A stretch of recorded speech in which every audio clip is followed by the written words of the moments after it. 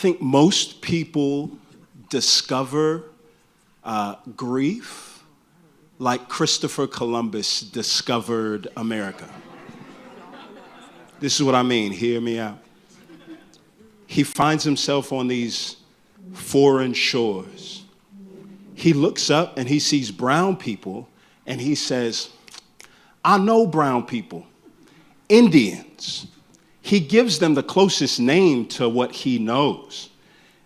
And instead of sitting back and listening and letting the people that were native to that shore tell him where he was and to help him navigate.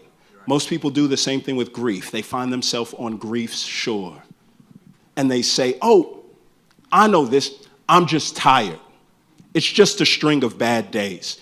It'll turn around, and I don't want y'all to be that, right? So what I've done is I'm not just traveling with me. I'm bringing people who I feel like are native to grief's shore, and we're just going to have a talk, and the hopes is that you would be able to navigate better. All right, so for those of y'all that have seen the doc, one of the things that I did in the doc was this.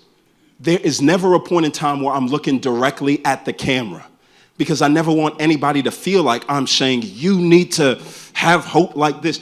I'm having a conversation with somebody off camera. It may be you, it may not be you. Eavesdroppers are welcome. To the point that it's helpful, we want you to be helped. To the points that you feel like, I just can't do this right now. I need to tap out. You can tap out. A bunch of people watched the first one. Not a lot of people watched 2 and 3. I'm okay, right? So from that standpoint, what we're going to do is I'm going to bring up a few folks here who I feel like are native to grief's shore. And I want to talk about 2 kinds of grief, all right? There is a tangible kind of grief. When a loved one is buried and we have to drop them into the ground and tears drop from our eyes, you're surrounded by a bunch of people and casseroles. And they say, I can connect your tears falling to your loved ones falling. And there's a group of people who are temporarily there with you. That's tangible grief. There's this book called The Myth of Closure, Ambiguous Loss in a Time of Pandemic and Change.